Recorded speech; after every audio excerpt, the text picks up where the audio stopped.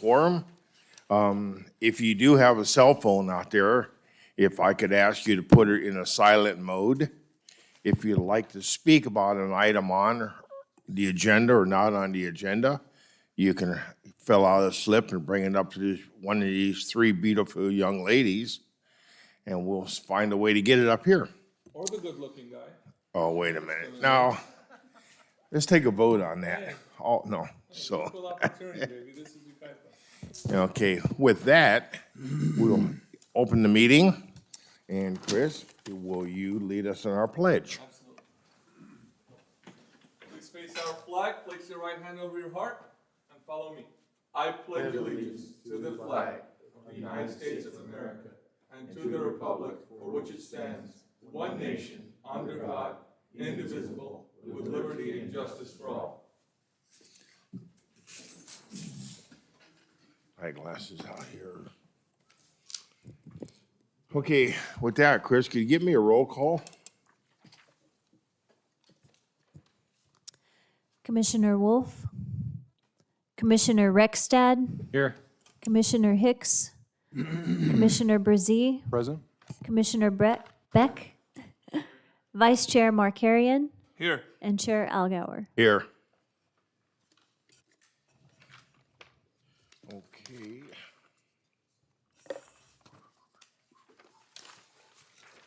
Okay, do we, let's see, we want to do that appointment to that 5 wins? Ben? Yeah, we'll need a planning commissioner representative for the Five Winds Ranch Improvement Advisory Committee. Do we have anyone? Chris, I got you and everything else. I know. Everything else. You want to do that 5 Winds Ranch? That's the Was one that off of brought up? Oak Glen Road. They're doing the camping and all that stuff. Horse place, camping. You guys talked about it last meeting? Yeah. Well, just, No, we talked about it at the EDAC. yeah. Why don't you get on What it? is it? What exactly is it? You just got 10 meetings, give planning input. Okay. Want to do, okay. I got one. How is it done? I got one. So I don't know how often they meet. The CUP itself was approved, but I think as they go through in the future, it may meet as needed. So it's not a substantial time commitment on that one. Okay, thank you very much. Okay, with that, do we have any public comments? There are no speaker slips for items not on the agenda. Okay, approved, yeah, consent agenda, which takes us to our May 5th commission meeting minutes. Move to approve. We have a motion, I have a second? Second. We have a motion and a second. And Lloyd. With that, any further discussion? Seeing none, all those in favor? Aye. Aye. Any opposed? None, motion carries. Moving right along here. With this, we'll move right into our first item on the agenda, which is Christ, the Calamasa Church of Christ, case number 19-093, a CUP architectural review and general plan amendment. Thank you, Honorable Chairman and Planning Commissioners. Before you is case number 19-093. It consists of kind of two different key components. One is a general plan amendment, ordinance number 399, to change the land use designation of a property from our RS Tenem land use district to institutional, and then conditional use permit, architectural review, and oak tree permit to permit the construction of a 3,640 square foot new sanctuary building in lieu of an existing building on site. The property itself is located at 13524 California Street and is currently located within the city's RS Tenem land use district and is comprised of approximately 1.67 acres of total site area. As noted, there is an existing building on site as part of the Calamasa Church of Christ, so there's currently an institutional or place of worship use currently on the property. And so kind of the background and kind of the purpose of the general plan amendment itself is in 2016, City Council did approve ordinance number 345 that created a legal nonconformance on the subject property. So ordinance number 345, as kind of a general perspective, was to address residential land uses within the city and ensure consistency in the scale between those different land uses. So in a single-family district, permitted uses in that would be similar in size of a single-family residence, and then in the multifamily land use district, the other other types of land uses, whether or not it's residential or let's say residential care facility, would also match that same scale. Prior to that, the residential district listed our additional uses section that covered a wide range of uses that could be done there, including one of them, I think, lists a prison and a racetrack and other stuff that would be pretty incompatible with a residential district. And so with that, the Plan Commission and City Council did approve ordinance number 345, which kind of limited it.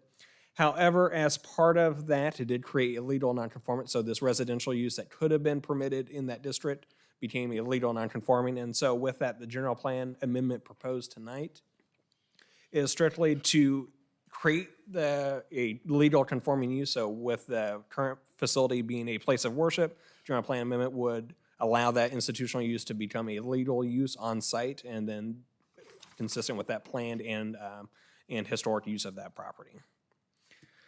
Now, as part of the project, the applicant has submitted a conditional use permit to redevelop the site. The existing sanctuary building is not the greatest of shape, and so with that, they are proposing to build a new building in lieu of that building with a 3640 square foot metal sanctuary building. As part of it, they will also do a number of site improvements to ensure greater consistency with the development code, including the installation of 35 new parking spaces and ADA parking spaces as well. They'll also modify some of the landscaping and add some WQMP features. And then as part of the use, the hours of operation would remain the same, so it'd be Sunday services as well as Wednesday night services. Now, there is an oak tree permit also proposed for 2 trees that would be impacted by the site development. One of them is for the street improvements that is conditioned on the property, and then another one is adjacent to kind of the parking lot and those street improvements. And so our city's contract landscape architect did review the site plan and the design and found that those trees would likely be severely damaged with some of those improvements. However, the site design has been developed to avoid a lot of the more mature or larger oak trees and was kind of designed around those features. Now, as part of the floor plan, it features 104-foot seats, which is what drives the parking calculation for the site. Includes 2 multi-purpose rooms, a general hallway and crying room, and then also includes new restrooms for the site.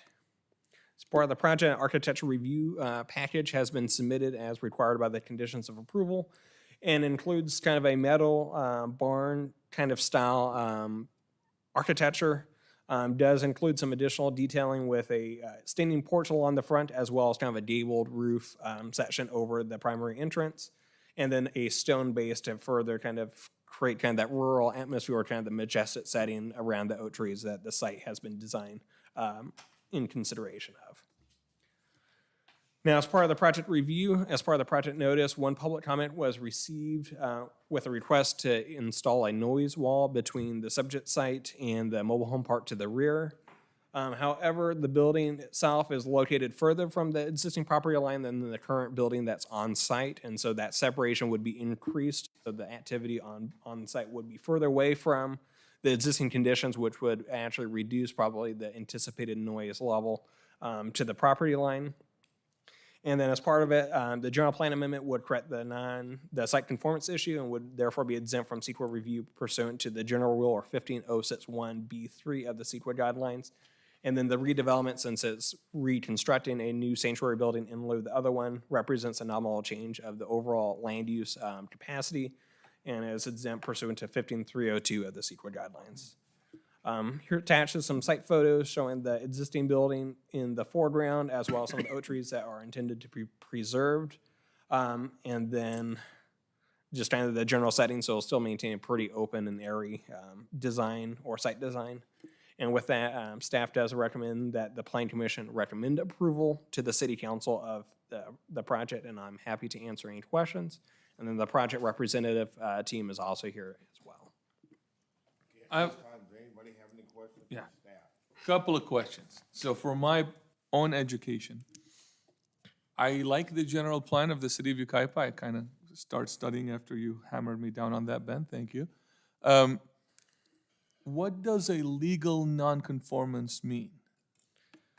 So essentially means that the general plan and zoning code, since we have a one map system, where the current use on site is not something that would be permitted under the designation of that site. But however, it was established prior to whatever code and is in effect that creates that inconsistency. And so as part of that, essentially means that this was a legal use at one point. It never stopped operating. And so even though we changed the general plan, then it kind of went from there. The land use designation itself had always been, I think, residential, but as part of the additional uses section in the residential districts that was prior to ordinance number 345, that use was allowed, and then with that code change, it kind of changed.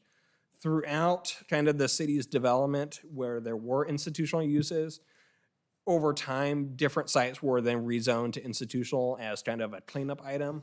But given the number of different institutional uses we have in the city, not all of them have been done, and so it's kind of more of a cleanup item, if anything, to reflect what the current operational characteristics are of the site. So Typically, it's grandfathered in. that's what I was gonna say. That's the legal term of being grandfathered after we passed a new law. These zoning or buildings have existed before that law.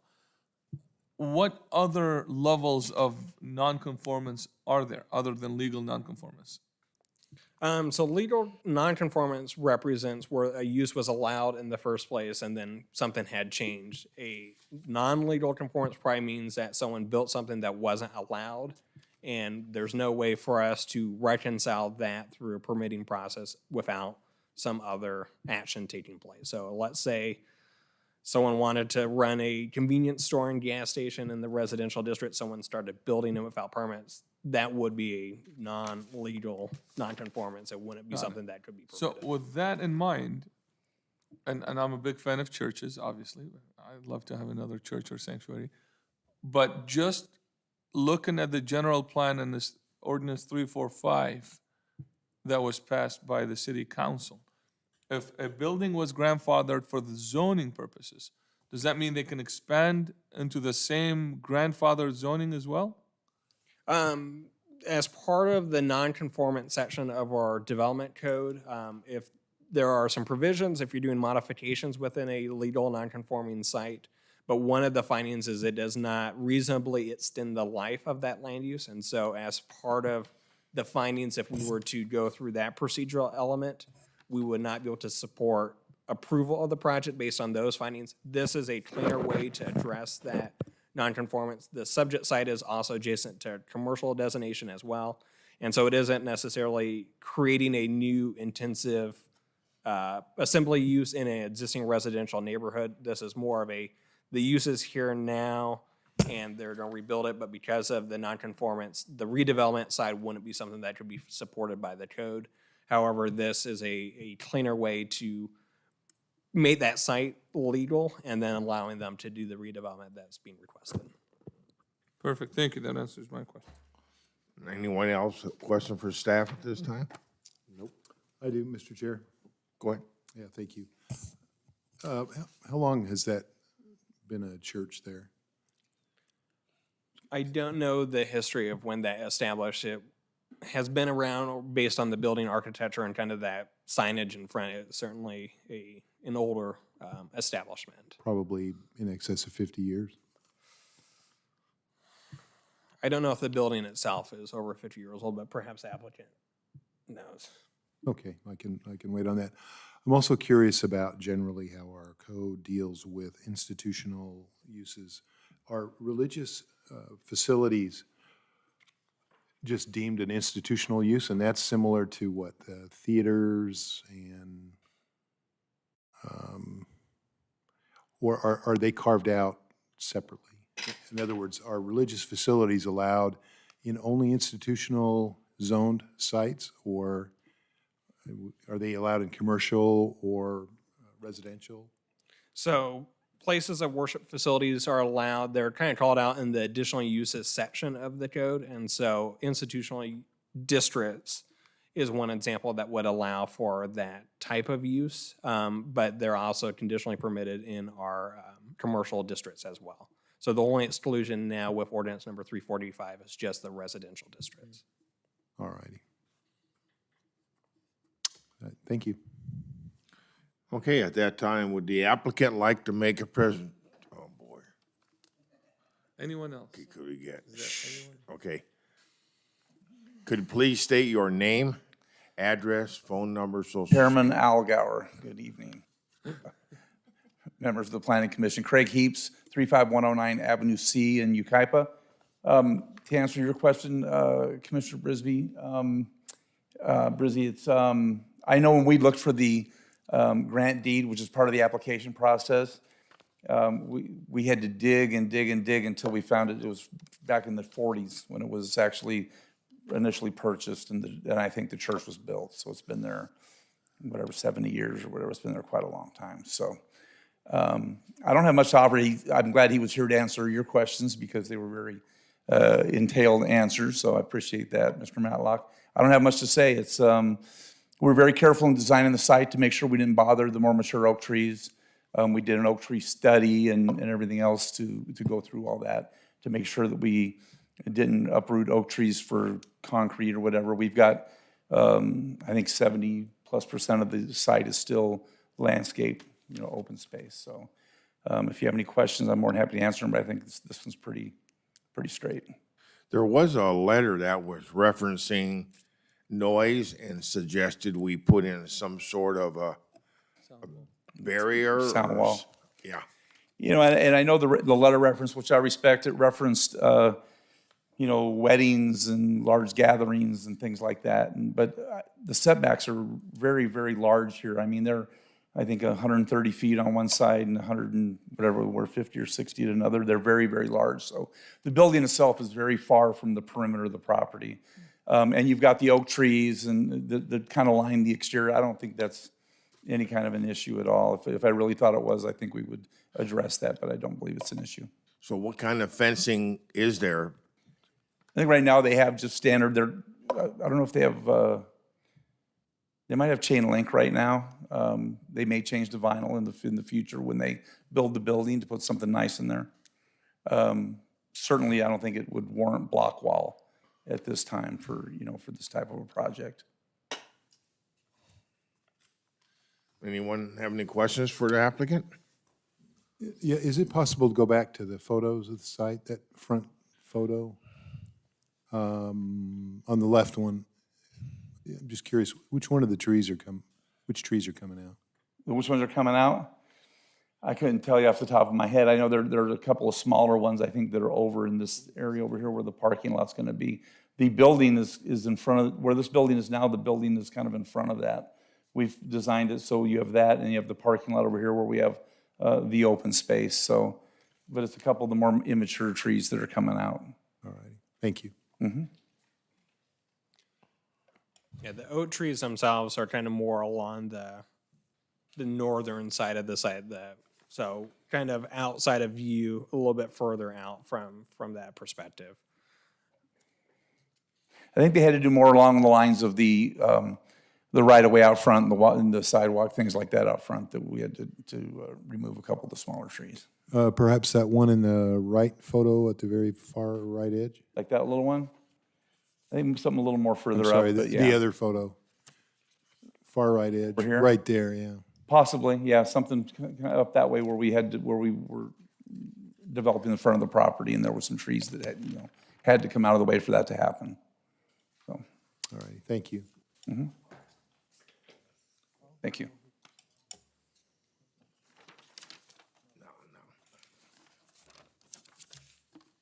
Okay, with that, we have any comments? Anyone? No public comments on this particular item. Okay, so we'll close a public hearing and we'll move to the commissioners. The only thought I had is, don't particularly care for the chain link idea, or I think a block wall is a little over the top, but I think a vinyl fencing would be something. I don't know, that's just my thought. Richard, do you have any thoughts on that? Yeah, I think separating the existing houses from that new building with something like a vinyl fence or, you know, like, yeah, block wall, I think would be a little excessive and cost-wise for them compared to a vinyl fence. Definitely look better for everybody. Any other, Lloyd, I agree. Bart? I'm just curious how the applicant would have responded to something like that. Okay. What about you? I'm kind of torn here, and I just shared with the chairman just a full disclosure thing. I mean, we're in a small town, I know everyone, but Craig Heaps and I are very close friends socially and professionally. I'm probably gonna work with him, so I don't know if I should vote. Staff, Ben, I don't know if you have any advice on that. I don't have any financial interest with him. I mean, he rents one of my properties, but other than that, I personally don't see an issue because, I mean, obviously Craig and I have been around together for a long time and we're fairly close, so I don't see a problem because there's no financial gain or, yeah. I'm not affiliated with the Church of Christ in any way, but I just want to have that full disclosure. I like the guy and we're close friends. I characterize it as that, so I don't know how that would impact my decision here. well, let me ask you this then. Do you feel that your decision would be, you know, Bias? inflicted No, bias? I'll probably be harsher on him than anyone else. I don't see anything here. I would say if he's renting property or there's some of that, then that does constitute a financial thing. So in the purpose of being above board, yeah, recusing yourself from this item, and then the other item is also a project that they're representing, and that would be the. I'd be the more appropriate way comfortable to- with that, yeah. I mean, he's in good shape, so I'm not worried about it. Okay. So if you're gonna entertain a motion, then I would abstain from it. Okay. With that, so someone have a motion? If not, I'll make the motion to go ahead and approve case number 19-093 with the condition that they install a vinyl fence on those two sides of the neighbors. Craig, did he get that? Okay. So, I'll second that. we have motion and second. Any other discussion? Seeing none, all those in favor? Aye. Aye. I abstain. And one abstain. Motion carries. Okay, the next item on the agenda is the Lambert Family Trust is tentative tract map 20-052. As part of the recusal, the best way to approach is to actually have the commissioner or the vice chair leave the dais for purposes of that discussion. Not that I want to see you go, but just as part of. I'll be outside or? All right.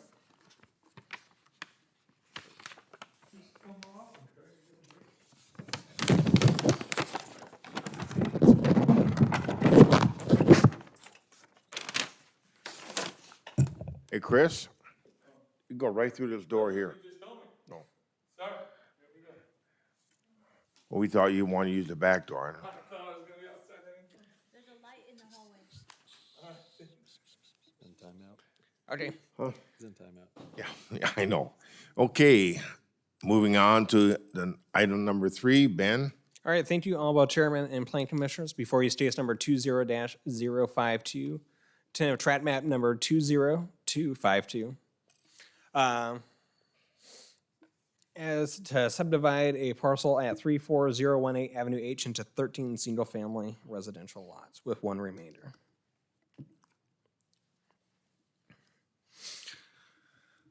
So the subject site is located at 34018 Avenue H within the city's RS Tenem Land Use District, which requires a single-family development with 10,000 square foot lots or greater. The project site is on just under 5 acres and currently features an existing residence. The arrow delineates kind of a unique characteristic of the subject site, which is where the rear or the most northern portion of the site is at lower elevation and fronts along 5th Place. And then the portion along Avenue H is on kind of a higher portion and then separated by a hillside between the two, and then with the other side of the project along Avenue H. Now, as part of the tentative tract map, it consists of a few different things. One is the existing residents on site would be retained as a remainder lot. However, as part of that development, a garage will need to be reconstructed since the current 2-car garage is located on the pad number 10 that's proposed. And then the rest of the project consists of the creation of 13 new individual lots with 7 along the top of the site of Avenue H, with 6 of those lots receiving access off a cul-de-sac street, and then 6 new lots at the bottom of the site along 5th Place. In total, the lots itself range from above the 10,000 square feet that's required to almost 37,000 square feet in size. And then as part of the project design, the site has been designed for the existing or the new runoff that's created from the project to drain to the west of the site. And then there'll be infiltration basin maintained by the LLMD to service the site as well to meet the water quality management program requirements. Now, as part of the project review, 16 public comments were received on this particular project, with the primary concern regarding the pavement condition of Avenue H. Kind of a few different components. One is that the conditions on a project does need to have a nexus to the project-related impacts. However, roadway rehabilitation is completed through the city's pavement management program, or PMP. And then Avenue H right now is not currently programmed in the current 5-year cycle of 2018 to 2023. However, it is anticipated to at least be prioritized in the 2023 PMP update. And then certainly with a project occurring, schedule coordination efforts would need to occur with the subdivision development to make sure that we don't do roadway improvements right before they start trenching for their project, but certainly trying to make sure a schedule works in that process. And then, however, the applicant itself would remain responsible for the street frontage. And then as part of the project, it does qualify for a CEQA exemption pursuant to 15.332 of the CEQA guidelines. Now, as part of the public hearing notice response, a exhibit was provided to everyone on the dais, as well as the rear counter that was provided by one of the commenters that will be here tonight, with a few different notes for the commission consideration. One is regarding the parkway located adjacent to the street along Avenue H, or making sure that the parkway is there rather than the sidewalk. The TTM exhibit shows an arrow in the wrong location. However, the 5-foot sidewalk is shown at least delineated correctly, and so that should be corrected. And part of that is making sure that the parkway adjacent to the street matches the properties directly west of the subject site along Avenue H. There is also a comment that parkway should be provided adjacent to the street on the new cul-de-sac streets. That design could be considered by the Plan Commission and would require a sidewalk easement as part of that particular design based on the right-of-way 50 feet that's permitted on that project.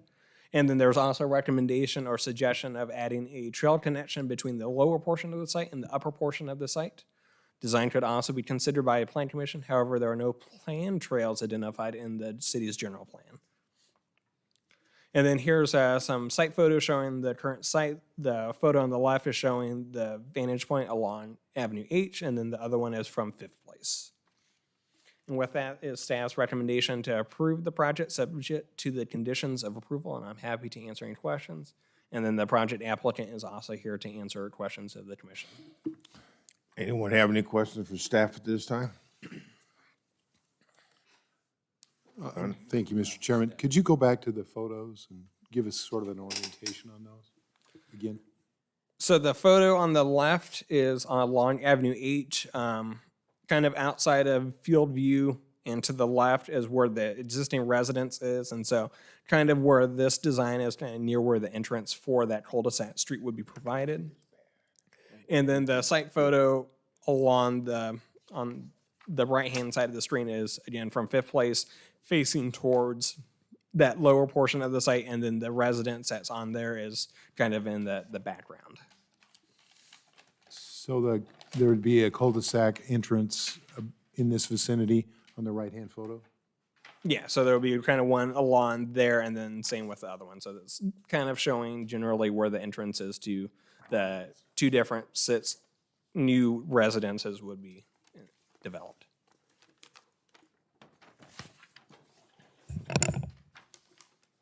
Thank you. No other questions? How much of the road is going to be repaired or on Fifth Place and Avenue A? I know, I drove over there and that road is, Awful, to say the least, it's in pretty bad shape. awful. And I'm sure with the construction and everything else, it's just gonna get worse. So with this project, we're only able to condition them to do the roadway improvements on the frontage for Avenue H and for Fifth Place. So that's what will fall on the developer. We are aware that we've had a few concerns that came in as part of this proposed development, and that the condition of Avenue H was of concern, and like you had mentioned, possibly getting worse.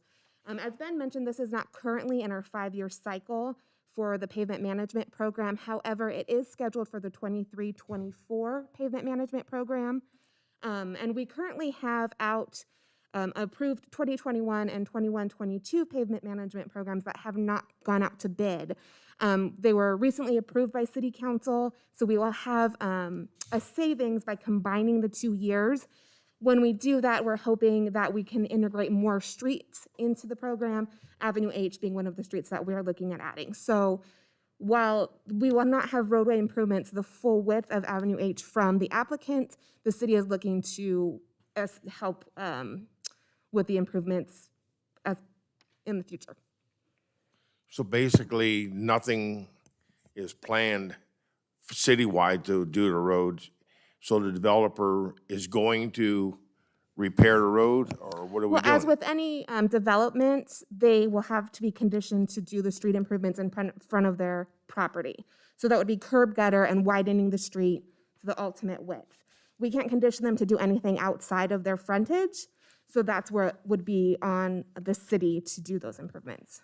But the PMP exhibit for Avenue H calls for the entire roadway. So it'd be from Fifth Place to where the subject property is and beyond. So as part of the city's program, once it's prioritized, would cover the rest of the street. And that would be on both Fifth and H? I don't believe Fifth Place is on the PMP even in the next 5 years. It would just be on Avenue H. Okay. I have a question. I just would like to know under recommendation C, adopt a categorical exemption. Can you kind of explain that a little bit? So the categorical exemption addresses, or the CEQA guidelines identify projects that does not require additional CEQA review or is exempt from CEQA review. Section 15332 itself addresses infill development, so projects as defined less than 5 acres that conform to the general plan and code requirements. And so this project itself does meet those requirements and is designed to the capacity of the general plan and the city's development code. Anyone else have any questions for staff at this time? Okay, did the applicant wish to make a presentation?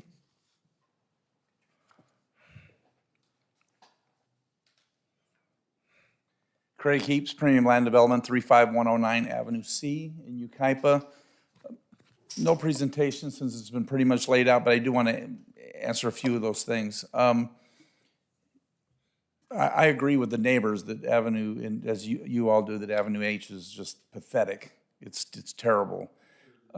I've had, yeah, third world is probably a good term. I have had conversations with staff regarding that and have been assured that everything will be done to push it up and get it done. You know, what I can tell you, which Katrina laid out correctly, is, you know, the frontage of the property will be taken care of course, which doesn't do a lot for everything else. But I will tell you that anybody who comes in to build that property, whether it's us or somebody else, is not going to want to try to sell homes with that road being in that condition, which means that probably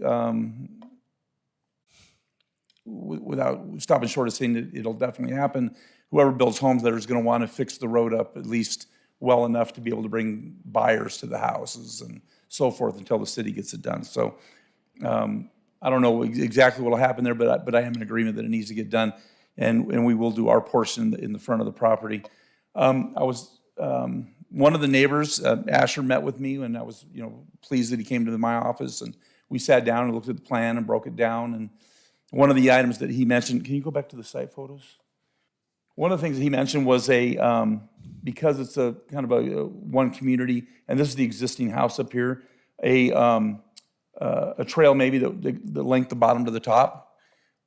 This is about a 45-foot from here to here. We have done a slope analysis to really look at it. When we get to that point of doing the landscaping plan and so forth, that will be taken into consideration to maybe put some kind of a path that'll link the sidewalks from the bottom to the top.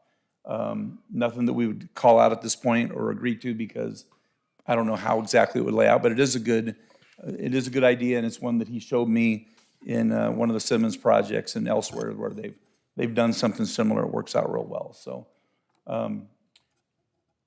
other than that, it's an unusual project because it's up and down, but I think it has great views. Right across the street, we have a project that is the same size lots, 10,000 square foot lots on the corner of 6th and H that was recently purchased to be built. So it looks like there's going to be some activity there, some things going on. And this kind of flows right into it. In fact, they're talking about possibly moving from that project onto this project because they'll have similar sized lots and so forth. So. Okay, you mentioned that trail, that would be concrete. Are there gonna be railings or something other than just a road cut in there? I mean, obviously it would have to be safe and secure, but it's something that was brought up by someone in the neighborhood as an idea. And, what I'm saying is certainly something we'll look at, but it would have to be something that we designed, that the landscape architect agrees with the city, and that the city agrees with is safe and so forth. So something we'd have to really look at whether actually, is going to fly or not, or be something we can do. We'll have to see. I mean, obviously, we won't want to put in something that would be dangerous in any way, shape, or form. So, but something, we at least will take a look at that request or that idea. And are you putting curbs in or gutters, sidewalks on your property, but you're not gonna go past the center of the roadway to rehab the road, am I correct? No, we're not going to go past the boundaries of our property line, but we'll do Right. everything in front of us. That's not a full road anyway, right there, because of the poles across the street. There are Right. poles all along there, so we'll go all the way across the street to where we can go to do as much as we can, and from one property line to the other property line. But that's kind of the limitation of the responsibility at this point. So then I understand from the property line to property line and then across the street all the way, the road will be repaired. Sure. Okay? Don't look at me like that. Got a comment? Come on. Yeah. Right. Lloyd, do you have any other questions for him? Richard? Not, Okay, thank you, Mr. Heaps. Do we have any comments there, Mr. Badlock? Yes, we have one public comment slip from Asher Hartel.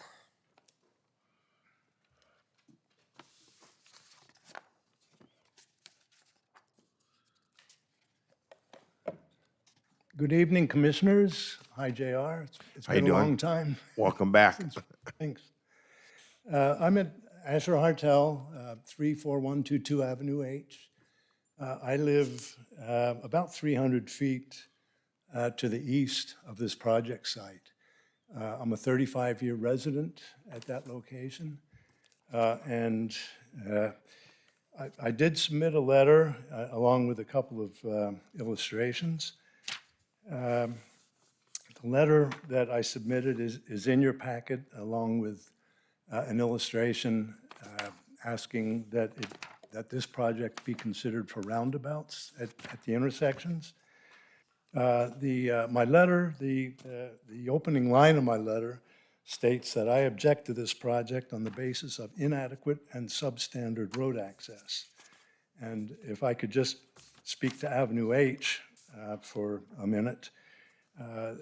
This stretch of Avenue H is a half-mile-long city road that runs westerly from Fifth Place to the end of the paved road.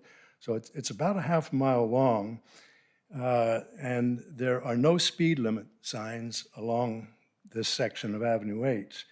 So all the years that I've lived there, I've watched as many cars turn onto Avenue H from Fifth Place, and they accelerate, they see, wow, a half mile straight stretch. And so they accelerate to freeway speeds. I'm about 1,000 feet down Avenue H from Fifth Place. And so by the time they get in front of my house, they could be going 70 miles an hour and still accelerating. The condition of Avenue H, this stretch of Avenue H is so bad, I would not call it bad condition. I would not call it poor condition. I'd call it horrible condition. And the neighbors along Avenue H have been after the city for a couple of years now, and we've struck out to get something done about this stretch of Avenue H. The project, as proposed, would result in 7 additional homes on this stretch of Avenue H. And one thing to keep in mind is that you wouldn't know it from visiting Avenue H and along this stretch, but there's 50 homes there. There's a lot of homes. There's a couple of cul-de-sacs off it that have to use this stretch of Avenue H for access. There's some private driveways and laneways where there's homes behind homes. So there's 50 homes use this, and with continued traffic, and if road improvements are a couple years off, the city should post a sign up at Fifth Place when you turn onto it that designates this road as an off-road vehicle road. It's that bad. What I'm asking for in my letter is, other than some road improvements to bring it up to an acceptable standard, is I'm looking for some traffic calming features, and I'm just looking at my notes here, and I'm asking that the city or the commission look at the possibility of a roundabout where the cul-de-sac that serves the lots off of Avenue H is like a neighborhood cul-de-sac or a neighborhood roundabout. Nothing like what's on Yucaipa Boulevard in the Uptown or the new roundabouts on Avenue E. Those are the larger ones, but just a smaller roundabout and narrow the road down as you approach that intersection with the cul-de-sac that forces vehicles to slow down and do that. Okay, if we could ask you to wrap it up a little bit for us. Pardon? Could we ask you to wrap up? You got 3 minutes. Sure. If the commission approves this project, which I don't object to the subdivision, it's just the inadequate road access. But if the commission approves the project, I'd request a condition that requires reconstruction of Avenue H prior to building permit issuance for this project. Not just in front of the project site, but the whole stretch, the whole half-mile stretch, to bring it up to specs. Yeah, I won't go through all this stuff because you've got my letter, but the other half of the subdivision at Avenue G, Fifth Place, and where Sixth Place comes in, that intersection is a nightmare. You've got a blind spot sight distance issue. I asked for a traffic study to look at this, but none was required. And I suggested in this exhibit here, And we all got that exhibit. roundabout there too, which could provide shared access for an adjacent two-acre property to the west of this project. But this could be done and with no loss of any lots. Okay. So Well, I thank would you ask- for your comments. I appreciate it. All right. I'm here. If there are any questions, I'll be happy to respond. Anyone have any questions for the gentleman? No All right, questions. thank you, Mr. Ortel. Appreciate it. Thank you, sir. Thank you. Ben, any other? No other public comments on this item. Okay, with that, we'll close public comments, and I guess we'll move to the commissioners. Why don't we start with Lloyd? Put you on the spot. I think it's an easy spot to be in because in reading all these letters, the main objection is the access road. Most people don't, and driving down there, it seems like, it's 13 more homes. But it seems like an appropriate placement for 13 lots and developing it. But something has got to be done with that road. I mean, I don't know, that's all I have to say. Art? Yeah, it certainly sounds like the road needs to be fixed, but this project can't bear that. Prior to the project. This project can't bear that, and we can't impose it on them, so this site is zoned for this use, and the lots are amply spaced and sized, and I don't have anything else. Thank you. Richard? I was looking on my Google Earth here, and I see there's the Riverview development, Riverview Street development, and they all look similar to what they want to do. So I mean, I really don't see any issue with the development itself, but definitely the road. I know they talked about turnabouts. I don't know, that seems a little excessive for that. I used to live on Fur, and we ended up getting speed bumps put in, which helped a lot, keeping the traffic down. They'd come by my house at 60 miles an hour. So, but yeah, definitely, I think Avenue H needs some kind of attention. I mean, all in all, with my thought, the project itself looks to be a fairly decent project.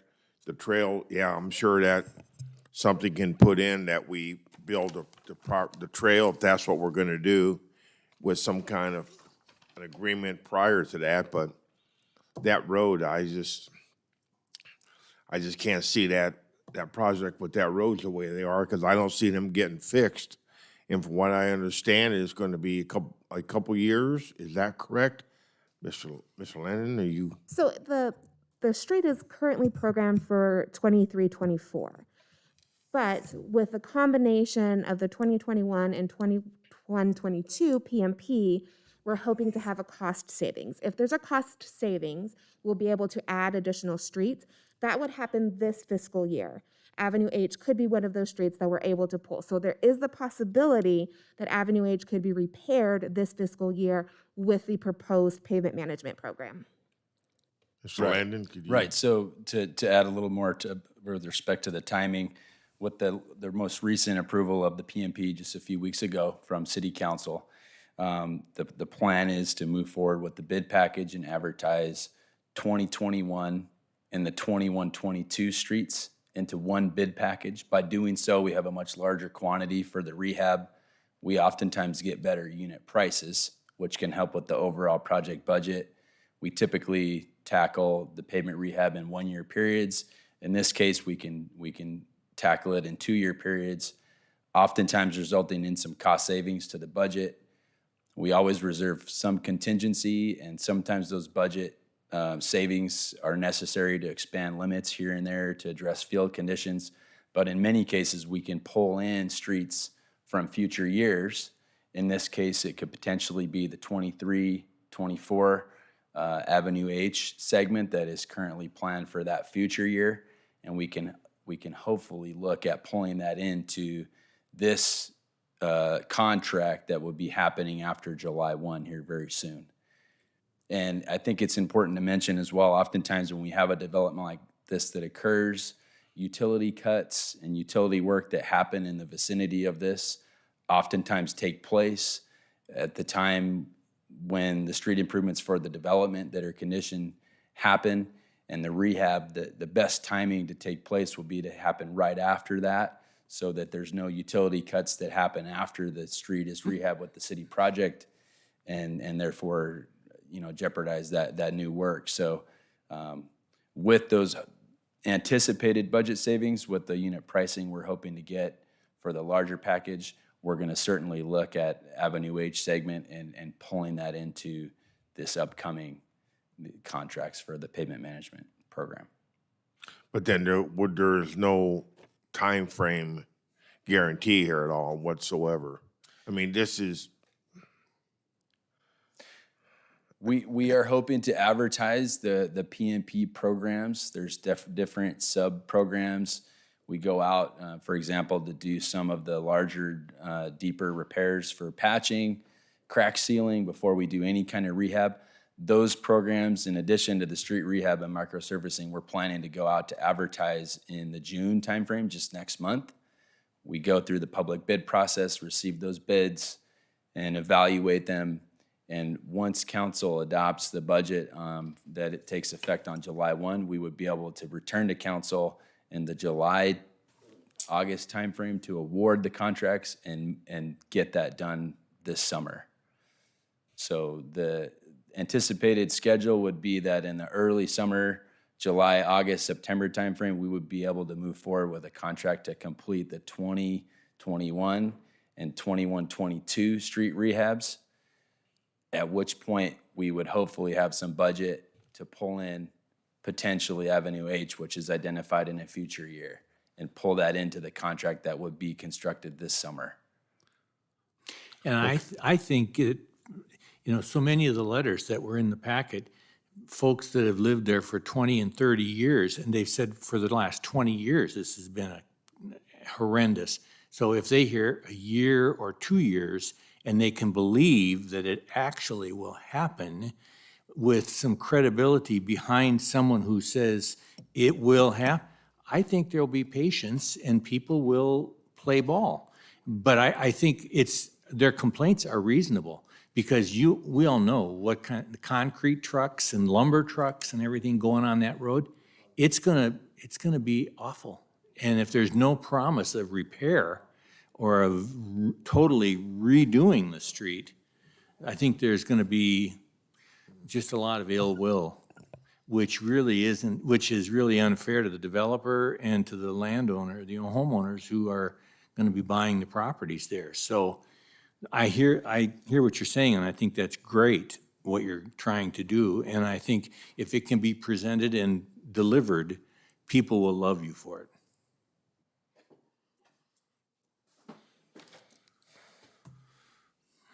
anyone, Richard, you have any questions for Lance Lander? What's the possibility of bumping a project a street that might not be that bad coming up and putting a project like that in? What would be, is that something that's possible? So I think it's important to kind of give a little detail on how the pavement management program is established. So every 5 years, there's a citywide evaluation of every city street in 100-foot segments. This is done by an outside agency, so we actually don't prioritize these streets ourselves. They're done by someone else. They do the evaluation based off the existing road conditions, drivability, how the base is, kind of a physical radar evaluation of the street segments. So they provide then a 5-year plan, which breaks up each year different segments of prioritization based on improving the longevity of the streets or rehabbing streets as needed. And they kind of split it up into two different processes. One would be the microsurface process, and the other would be a full rehab. The microsurface process is a little bit less expensive, but it extends the life of the street, so there's cost savings there. And then the rehab would be for streets that are in worse condition. So when we say that there's a 2021 and 2022 program, those streets have been prioritized since 2018. So if you're asking us to replace one of those streets with this 23-24, it really throws off the entire system because that street will end up being worse. And so we kind of follow the prioritization that's provided by these consultants because we have to trust their analysis. I think they missed that road then. And part of the process, I think, just to add to that, each year, so again, that analysis is done on a 5-year basis. That will be coming up in about 3 more years. We refresh that, and that analysis is done citywide. Each year when we put the bid packages together to go out to bid, our staff goes out and does a field inspection of each and every location. Oftentimes, or sometimes, there are streets that change conditions a little more rapidly, or more patching is needed on certain streets. So we always look at it at the staff level and sometimes make modifications on sometimes the limits of an existing street, or in some cases, if a street is deteriorating more quickly than another, we can have a little bit of flexibility in there. But it is important to recognize that the priority is based on that PCI. They give a rating of those streets. And then the 5-year program is basically prioritized based on the condition of those streets. So. Okay. Okay. Thank you, Mr. Landon. Appreciate it. And with respect to the concern with respect to speeding and some traffic calming measures, we'll be sure to add that into the traffic calming program log and start the process. That one has already been added. I've had a discussion with the citizen previously, and those concerns have been added. So we will be looking at doing some stop warrant analyses at existing and proposed intersections along Avenue H. He did express some speeding concerns, and so we had talked about doing possibly stop warrant analysis, which would be to install a full-way stop along Avenue H, but those have to be warranted before we're able to install them. Right, so we'll be moving forward with the council-adopted neighborhood traffic calming program process, as Mrs. Kunkel just stated. Okay. Anyone have any other questions for him? Okay. Ben, in the reference to that trail, is that something that's going to be incorporated in it, or just something that's being talked about by neighbors? So as far, kind of reference, kind of Craig can fill in as well. So the trail itself isn't proposed at this time. It sounded like the applicant, when they go through the final engineering for the subdivision and kind of developing landscape plans, may see if there's a way to incorporate such a feature, but at this point it's not proposed. And then, as I noted in my presentation, there's no planned trail facilities through the site as part of the city's general plan, and so it would be more of a, I think, neighborhood amenity that the future developer would look into, but isn't proposed at this time. Okay.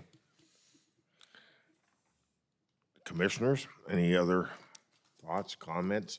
I think if we had a time machine and went up in August, see about what's going to happen with the road, I think it'd be a great project, just a slam dunk, but.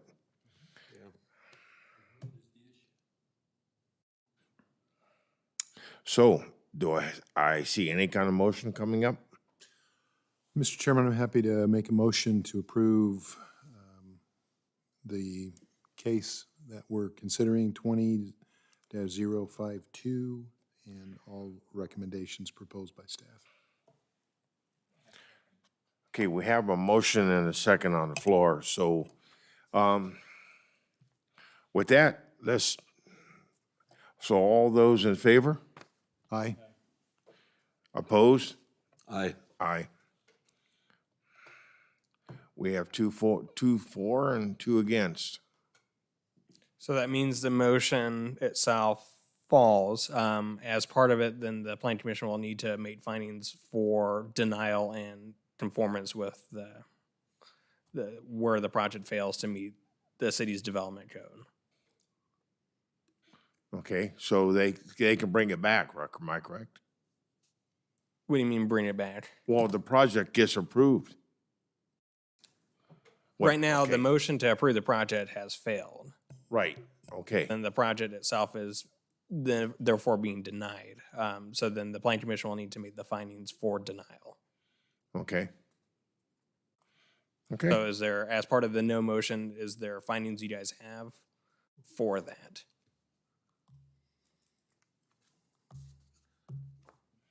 okay.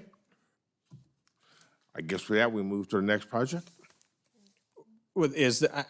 As part of it, so you guys have denied the project, but there has to be a reason for denial of the project based upon the findings for Oh, that. So okay, you this need is to where, I'm trying to articulate figure out where you're going where with this. that deficiency is in terms of the project meeting the general plan and development code. Okay, my point is just the road, it's just, something has to be done with this road before, I have no problem with the project, the way it's set up. I think it's a great project.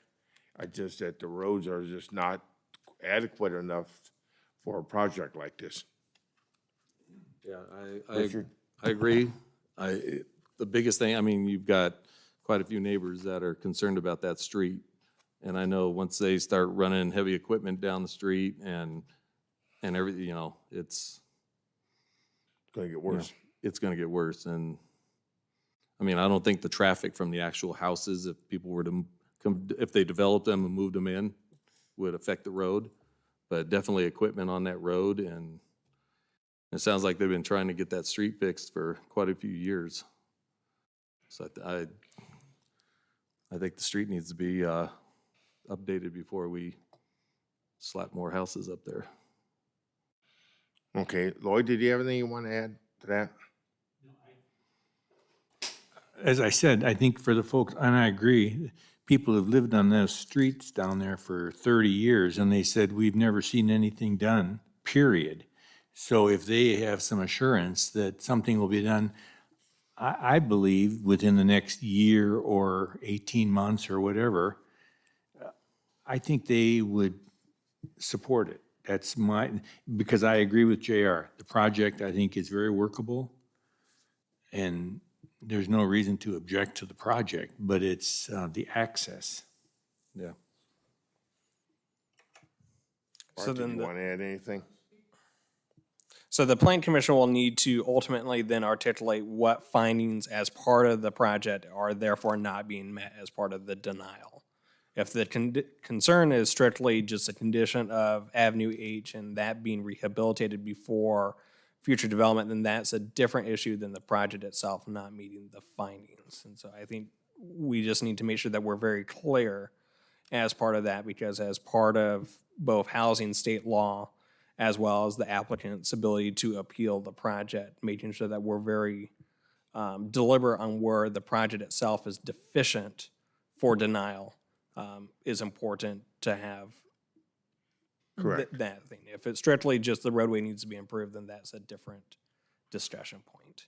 Yeah, I mean, I'm for the project. I just can't see putting the project out there with these roads with no, guarantee or nothing in sight to alleviate the issue.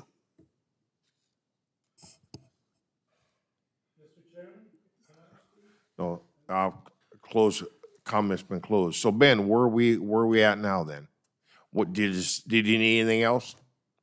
Can I Go ahead. weigh in? I think what I'm hearing from staff and Ben is that there's findings for a tentative map, and there are eight findings, correct? And they're statutory findings. They're Yep. required under every project that gets a tentative map. So we have to deny this project, if we're saying the project's fine, meets all our requirements, we have to be able to point to one of these, so the applicant then has an appealable basis to go to the city council and say, this is where your planning commission found, we think they're wrong, we want you, city council, to override that decision. That is correct. So we, to those who are opposing the motion, have to point to one of these, at least one, and say, this is the finding that we don't think can be made under these circumstances. Yes. And it creates a dilemma because you can't get a majority finding on the deficiency. So, I mean, it's going to be a ripe issue, I think, for the city council in its current posture.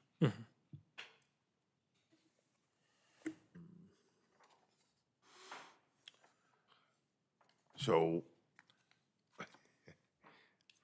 where are we going, Ben? So as part of the no vote you guys had, you'll need to point to a specific finding where the deficiency lies. So then that way, should the applicant choose to appeal the project, they know exactly what the issue at hand was and what their perspective is as Correct. part of your decision.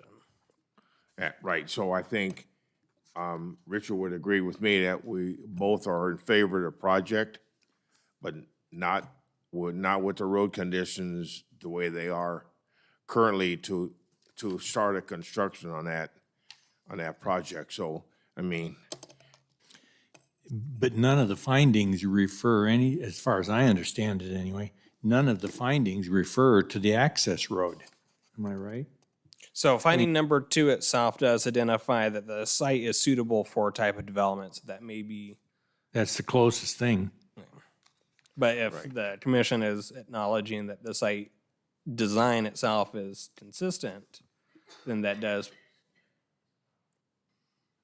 part of the decision that you guys have to uphold. is there a way to approve a tentative map with the condition that it can't go forth with construction or anything without road improvement? Is there some avenue we can take there? So I think there's 2 different discretions that the planning commission can weigh in. One is, regardless of the project being approved, built, or not approved, it sounds like the issue is the condition of Avenue H. So then that more is a direction from the planning commission for the city council to make sure that that roadway section is prioritized as part of the PMP program. So if the issue is just Avenue H is in poor condition now, that should definitely be something that gets addressed. I think the issue or the sentiment from the neighbors is that's regardless of if the project gets built. They want to see Avenue H get corrected. And so that issue is then separate from, is the subdivision itself consistent with the development code? And it could be a coordination of whether or not the improvements get done, in line with when they're actually developing. There's no schedule on if and when the final map would be done and the homes would be built. And so if we're waiting on that timeline, then that's certainly, I think, another perspective worth keeping in mind. So it could be 2022, 2023 before they start building? It could be. The tentative map itself has a valid life of 7 years with all extensions. So in theory, if approved in 2021, you may be looking at 2028 before the project's built, which would be either, certainly a different timeline than the PMP program and prioritization of that. If we approved it with the condition that the road is going to be brought up to standards before a final, I don't know, Ben, I know where I'm going with this. Our hands are kind of tied here. Huh? Our hands are kind of tied. Yeah. I think you're just making sure everyone's consistent on what the limitations are. Is there a nexus for the project applicant to do all the roadway improvements? Or is it purely just those improvements separate from the project need to be done, the city council prioritizing those efforts separately, and then this project itself stands on its own merit? So we're looking at the project itself on its own, and then Avenue H as something that needs to be done. Certainly, the planning commission could try to do a condition on having the applicant do all the roadway improvements, but as I mentioned, as part of the staff report and the presentation, there has to be a nexus between the impacts proposed with the project, so the 7 homes added to that versus the overall impact that that project is having on that roadway.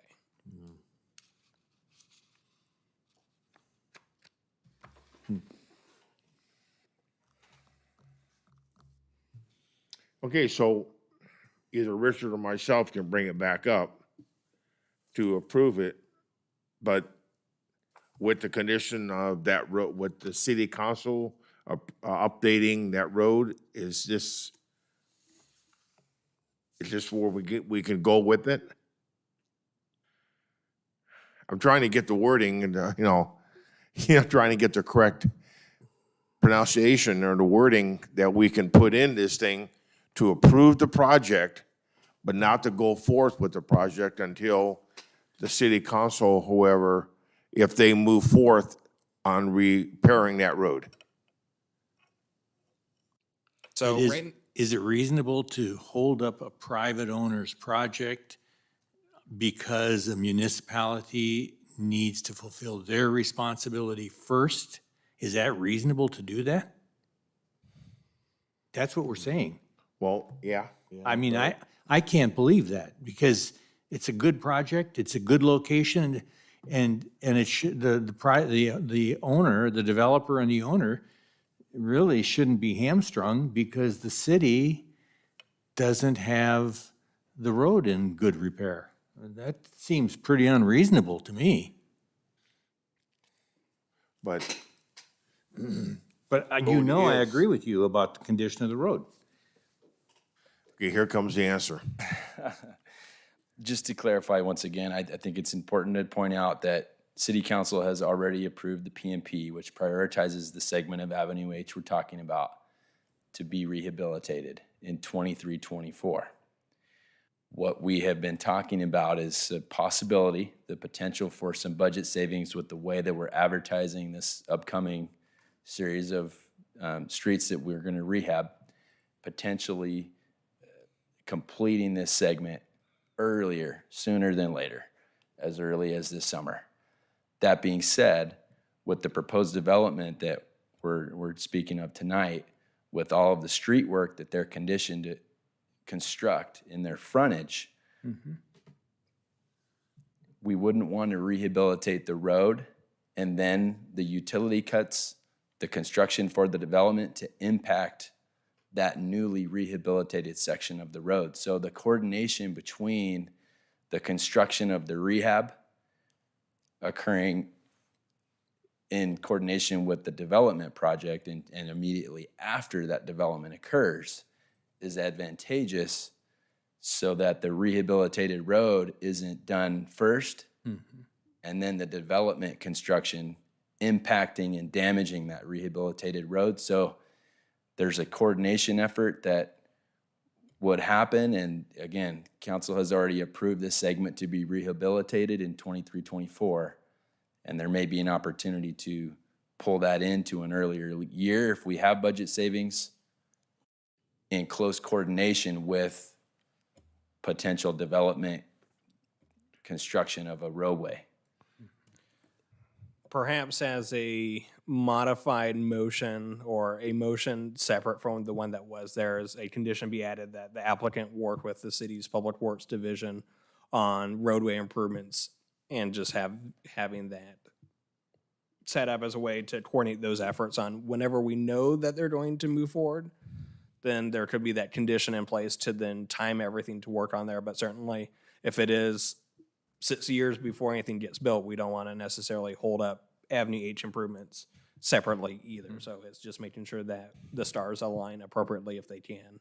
So in essence, myself or Richard could bring it back up, because we voted no on it, to readdress the motion for the roads. Once the roads have been addressed and brought up, then the map can go forth?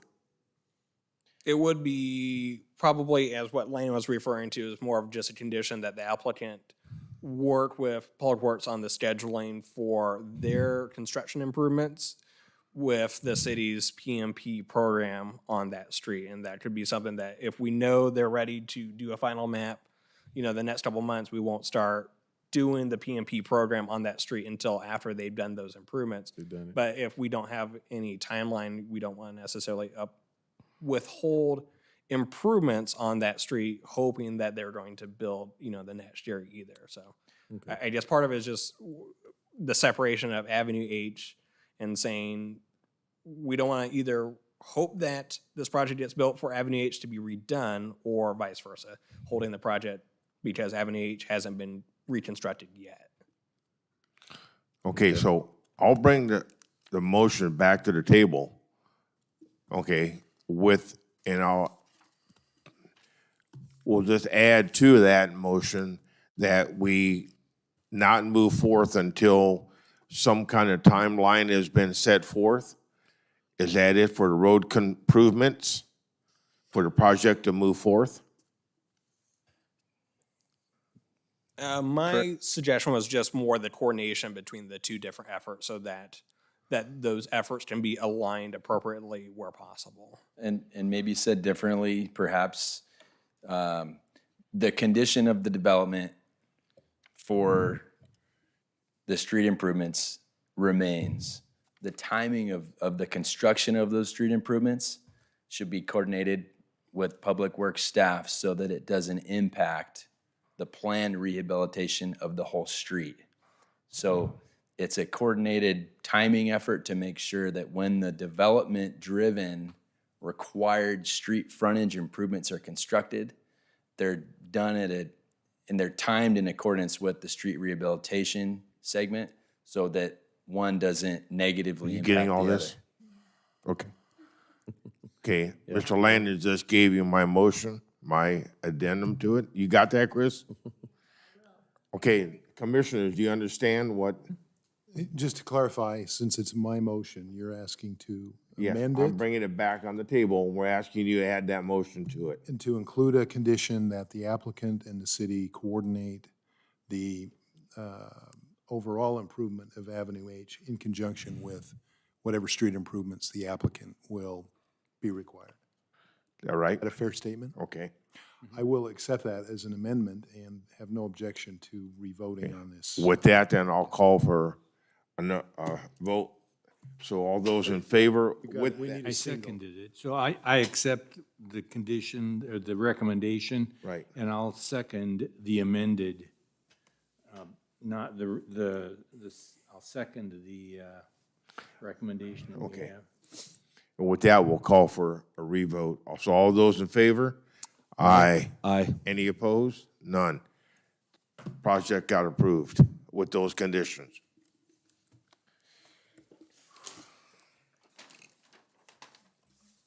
Yeah. If someone on the Plan Commission would like to grab Chris Martarian, that'd be appreciated. Wow. That was a tough one. Someone's gotta go wake him up. Someone needs to wake Chris Did up. somebody wake up? Oh, Chris, good morning. Well, two things I learned. That fridge needs to be restocked. And we need the Wi-Fi code on that nice TV we have. Oh, Ben, Other than those two. can you handle that? Handle the Okay. the fridge restocking. I want to thank the commissioners and staff for hanging in there with us on this one. It was kind of little tricky. We're trying to keep family happy. Okay, let's move to case number 20137, a special use permit for an architectural review of 1,120 square foot garage. Thank you, Honorable Chairman Algauer and Planning Commissioners. This is the first garage, a part of our 4-part Garage-a-thon series tonight. So this is a 16.7-foot tall metal RV garage located on a single-family residential property at 13117 Holmes Street. The site is a 0.46 acre parcel and is on the northeast corner of the intersection of Holmes Street and Willow Crest Drive. The zoning is RS20M with the minimum lot size of 20,000 square feet. It's surrounded by RS20M zoning surrounding north, south, east, and west, so other single-family residential developments. And the garage is proposed to store the applicant's RV and personal items. The site plan on the screen indicates a 1,651 square foot single-family residence, which is currently developed on site and is an attached 800 square foot garage. The proposed 1,120 square foot metal garage is located at the rear of the property and meets all RS 20M zoning setbacks, 5 feet from the rear property line and 5 feet from the side. The elevations indicate a color of the garage to be painted a saddle tan with a cocoa brown roof and then trim accents in a light stone color, which is compatible with the existing single-family residence at the front of the property. There will be one roll-up door on the front elevation of the structure with 2 windows and one roll-up door on the west elevation, which will also have a man door for personal access. The height of the structure is about 16.7 feet at peak height.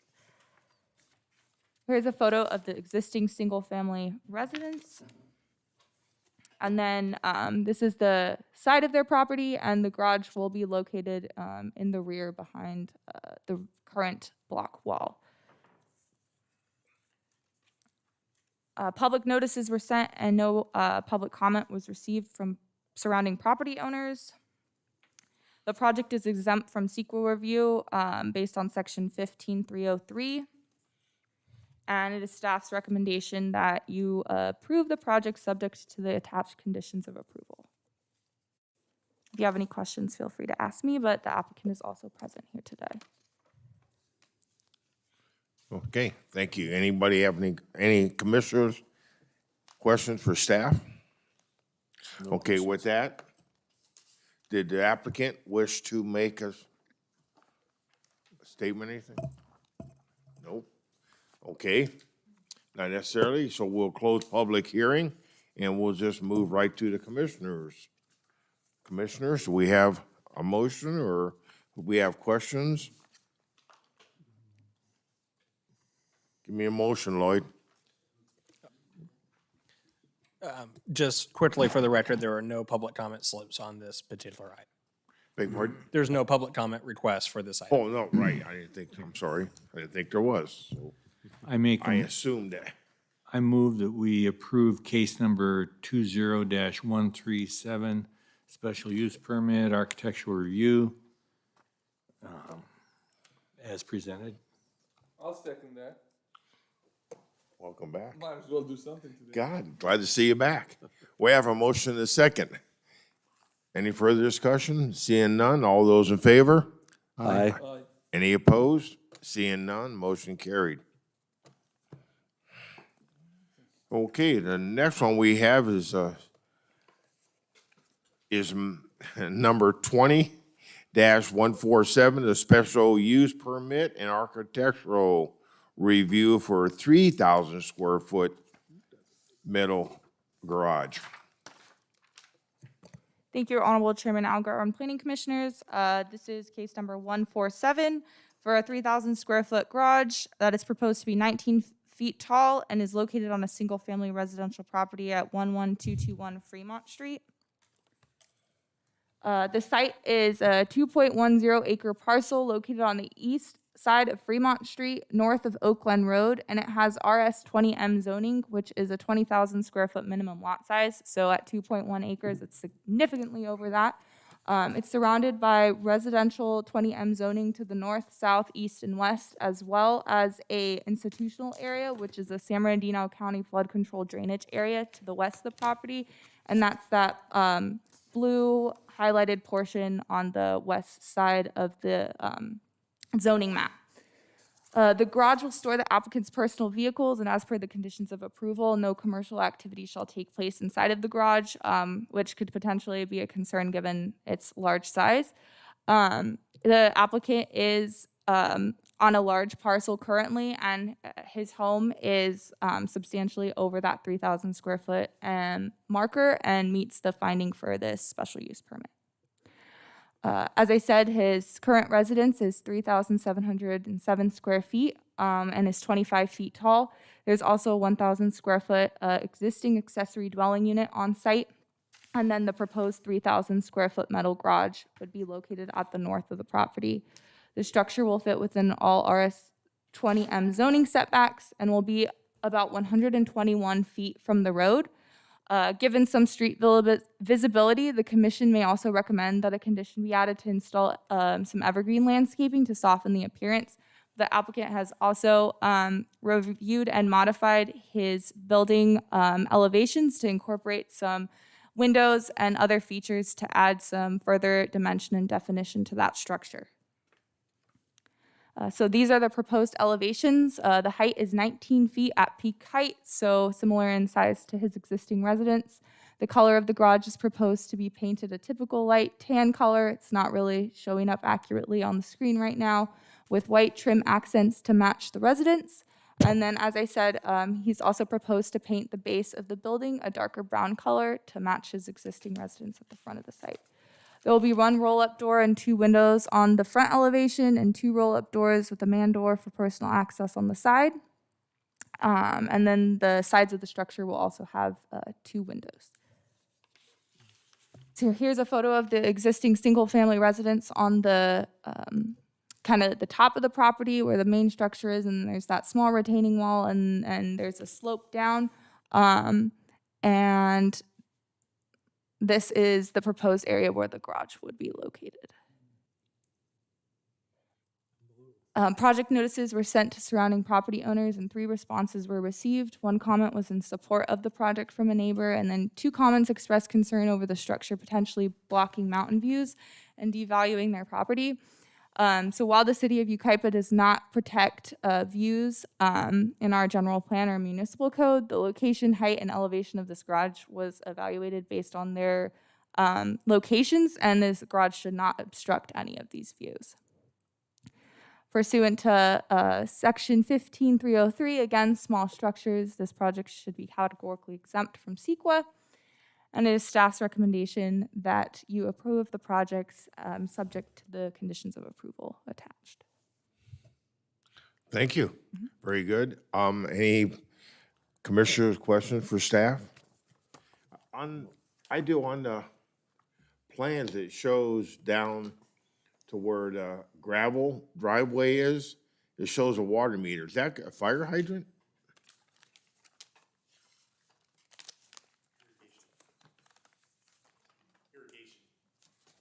Irrigation.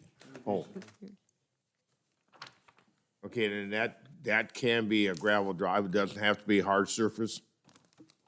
No, the applicant had initially proposed a hard surface driveway, but based on conditions of approval that came back from our routing to other departments in engineering, if he was to develop more than 10,000 square feet of impervious surface, he could be subject to what's called a water quality management plan, which could be a significant cost to him. So that's why he decided to go with the gravel driveway, as that material exempts him from that study. Okay, if they're okay with it, I have no problem with it. Okay, did applicant, did you wish to make any comments? Okay. I have a question. You may be able to answer.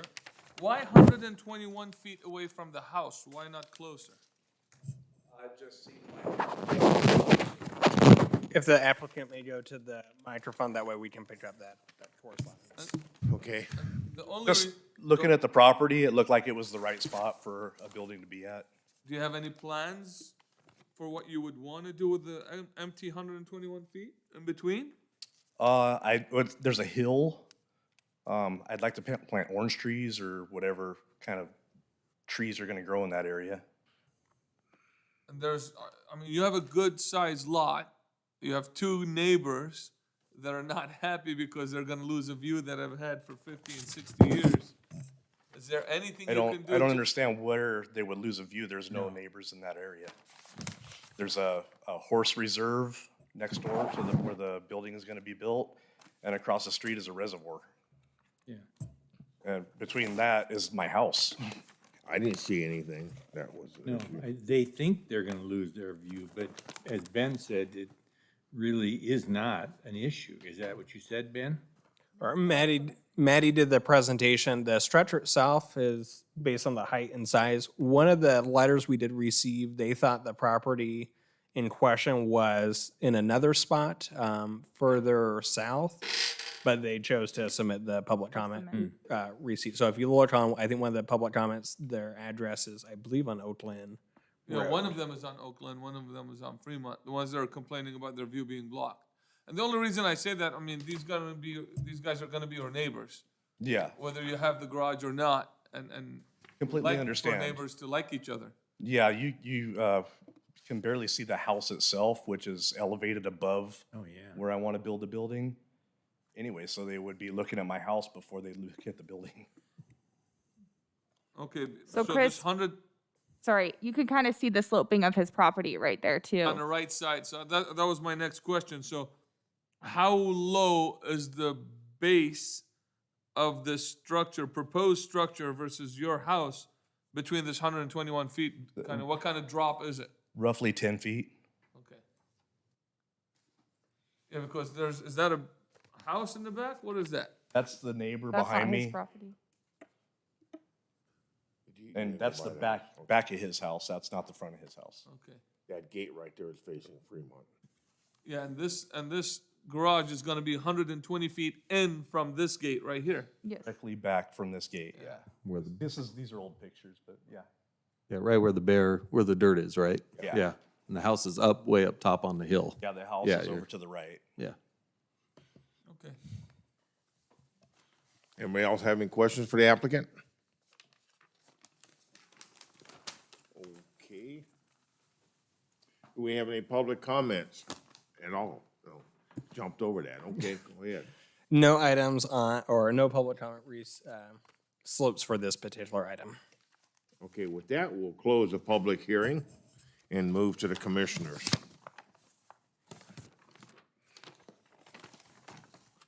I'm ready to make a motion unless someone. Make the motion I'd then. like to make a motion that we recommend case number 20-147 for the special use permit and our architectural review for this proposed 3,000 square foot, 19-foot tall metal garage with the items A through D.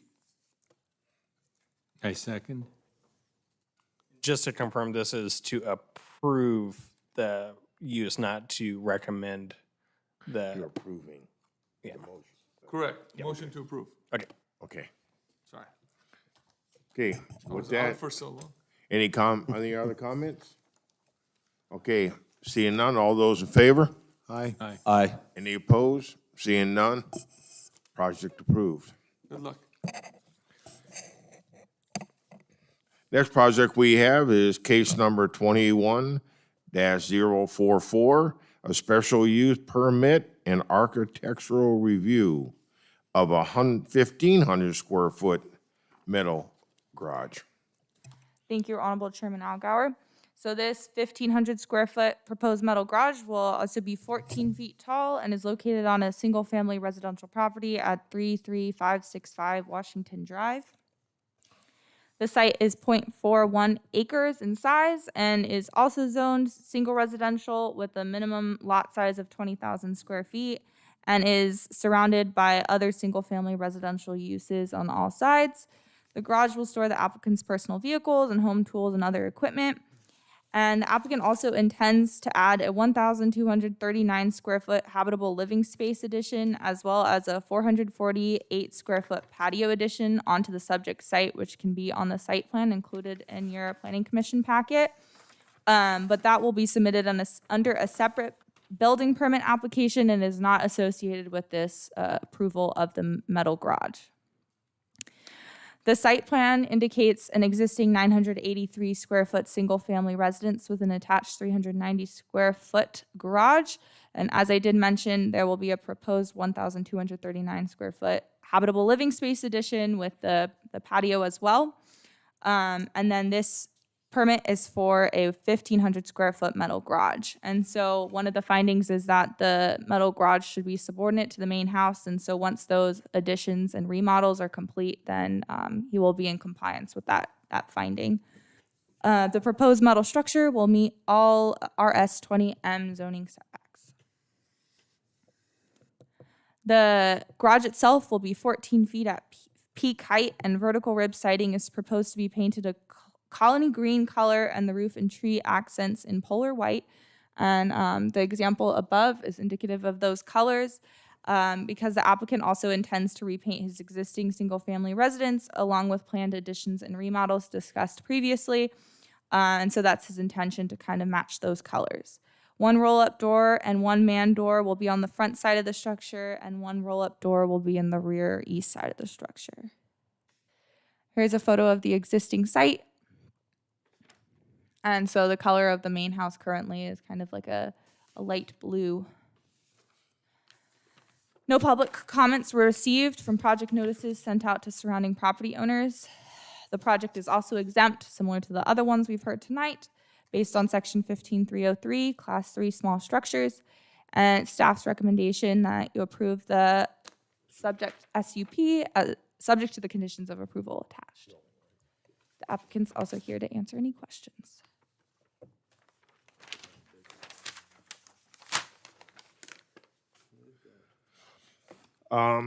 With that, anybody have any commissioners have questions for staff?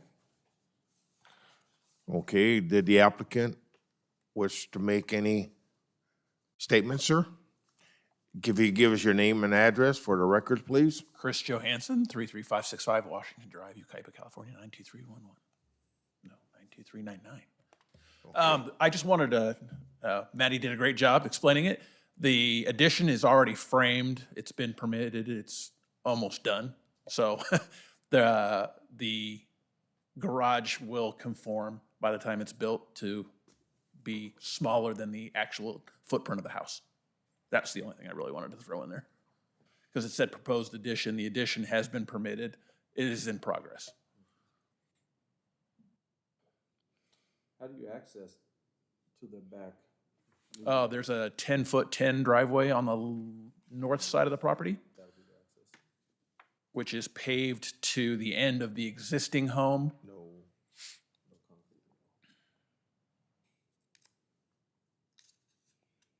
Okay.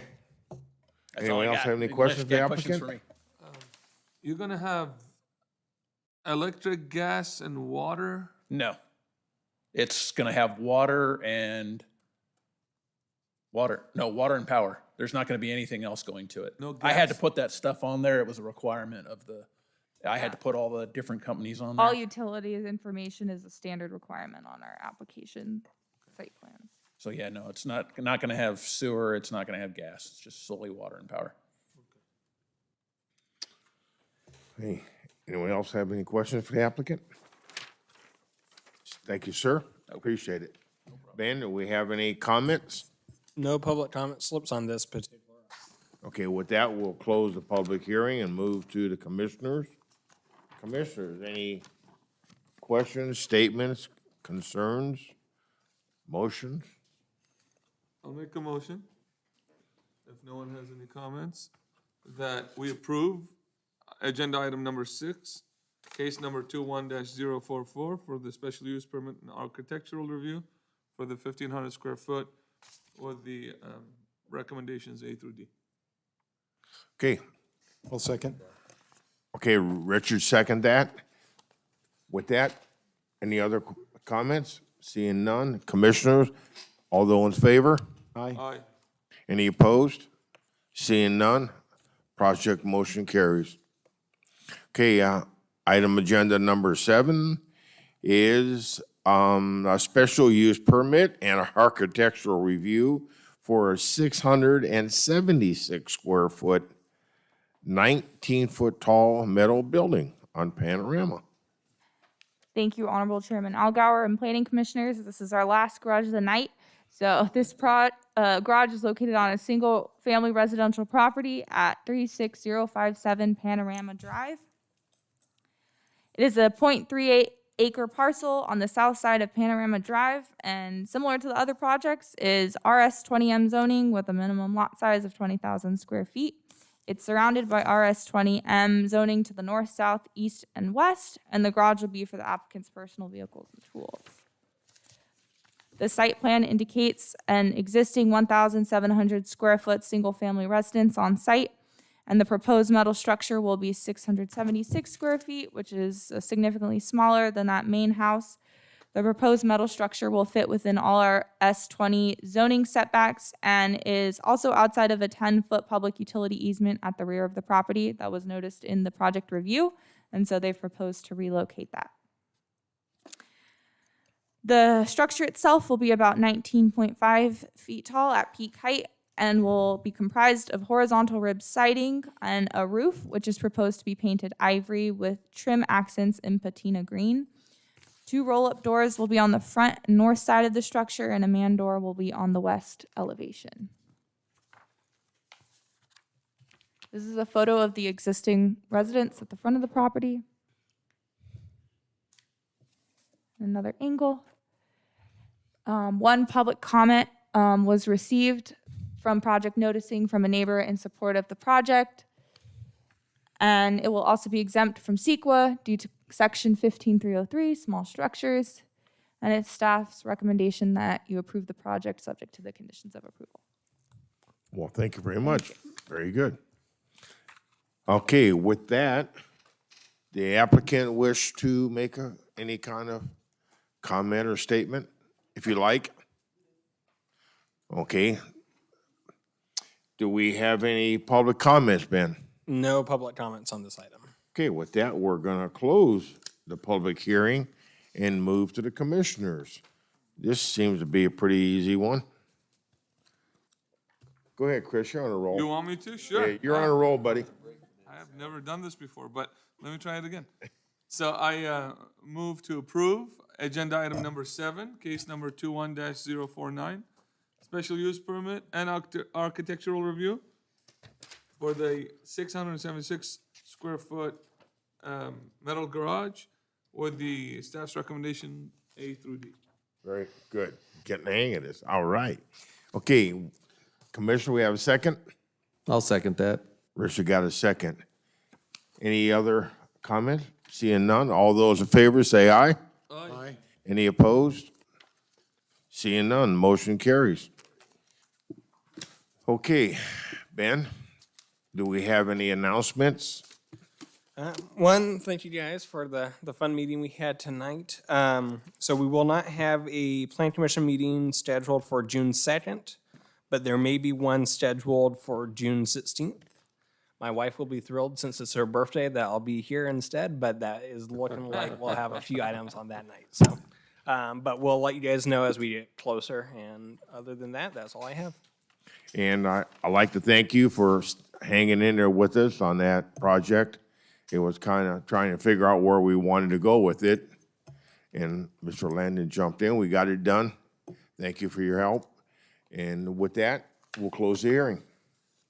Commission, thank you all. Thank you so much. Closed. What was this on our? That was on the project that you